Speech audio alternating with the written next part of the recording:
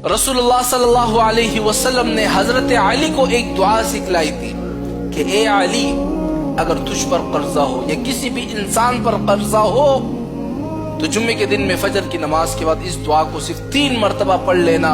हो सकता है कि अगले जुम्मे से पहले पहले अल्लाह ताला आपके कर्जे को बिल्कुल खत्म कर दे। यानी रसूलुल्लाह सल्लल्लाहु अलैहि वसल्लम ने हजरत अली को सिखलाई और हजरत अली ने हमें सिखलाई।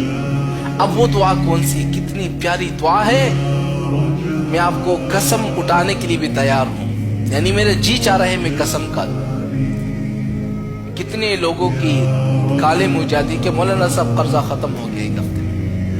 इंग्लैंड से कॉल आती कि मौलाना साहब लाखों रुपए का कर्जा खत्म हो गया। दुबई से कॉल आती है कि मौलाना साहब करोड़ों का कर्जा खत्म हो गया। क्यों? क्योंकि हमने इस वजीफे को कम दिया जो कि रसूलुल्लाह सल्लल्लाहु अलैहि वसल्लम ने सिखलाया हुआ था।